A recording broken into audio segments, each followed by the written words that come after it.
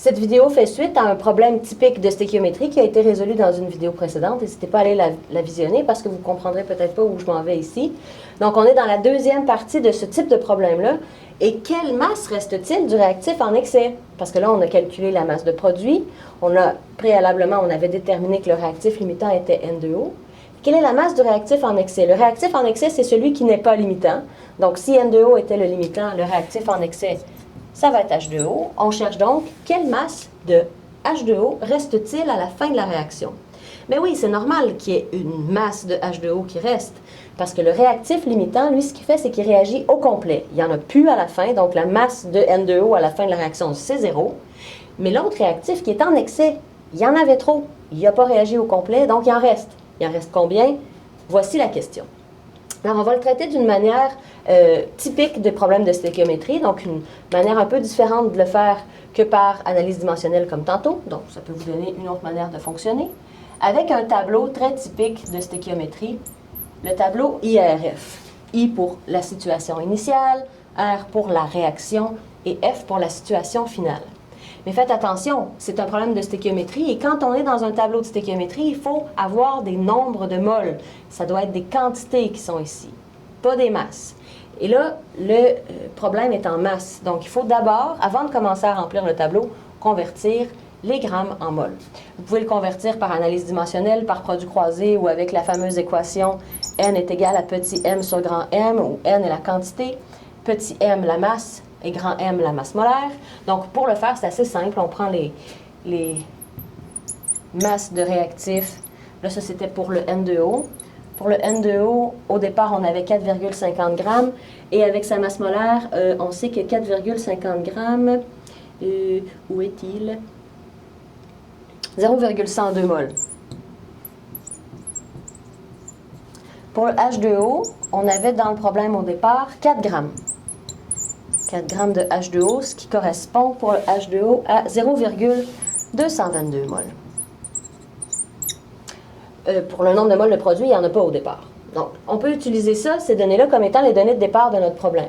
Alors, 0,102 mol pour le N2, 0,222 mol pour le H2O, et au départ, pas de mol, 0 mol pour le produit. Là, c'est important de se souvenir c'est lequel le réactif limitant. C'était le N2O. Ça vaut même la peine de l'écrire des fois au-dessus, pour ne pas oublier que c'était lui qui était le réactif limitant. Le réactif limitant réagit au complet. Donc, s'il réagit au complet, on met un moins, puis on dit « il a réagi au complet, il n'en reste plus à la fin ». Donc, à la fin, il n'y en a plus. Ce qui a réagi, c'est la quantité complète de N2O. Donc, moins 0,102 mol, ce qui donne 0 mol à la fin. Le H2O aussi, il va en avoir une partie qui va avoir réagi. Donc, il faut aussi mettre un moins. C'est-à-dire que la quantité à la fin va être plus petite que la quantité au début. Mais là, il faut faire attention parce qu'il ne réagit pas au complet. C'est le réactif qui n'est pas le réactif limitant. Alors, il faut multiplier par un coefficient stéchiométrique qui est le rapport entre son coefficient stéchiométrique à lui et celui du réactif limitant. Alors, c'est 2 parce que 2, c'est le sien, et sur 1 parce que 1, c'est le coefficient stéchiométrique du réactif limitant. Donc, ça pourrait être une autre valeur si le réactif limitant avait un autre coefficient stéchiométrique, mais c'est bien lui-même sur le limitant. Et puis, il diminue de, dans le fond, on se trouve à faire x2 ici, là. La même quantité que le réactif limitant, x2, parce qu'il réagit toujours 2 fois plus. Il y en a toujours 2 fois plus de quantité qui réagit.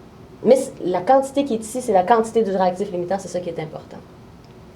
Du côté des produits, là, ça ne sera pas des moins, ça va être des plus, parce qu'au départ, il y en a... je peux faire mon calcul, juste pour terminer.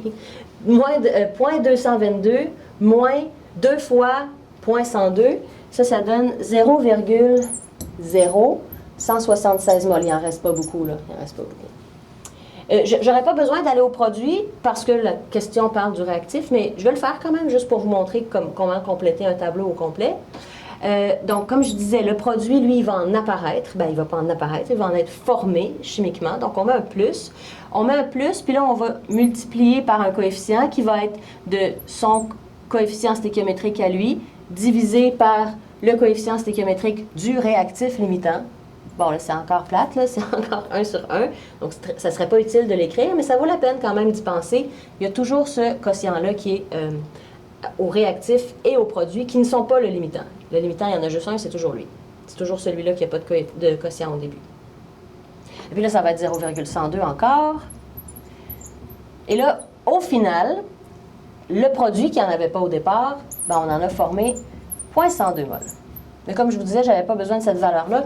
La valeur qui m'intéresse, c'est celle-ci, parce que ça va me permettre de répondre à la question, quelle est la masse de...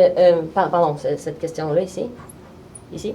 Quelle est la masse du réactif en excès à la fin de la réaction? La masse du réactif en excès, j'ai juste à utiliser le nombre de mol ici, avec l'équation ici, pour convertir 0,0176 mol de H2O. Ça fait en réalité, je l'ai déjà précalculé, 0,316 grammes de H2O, ce qui est la réponse à la question.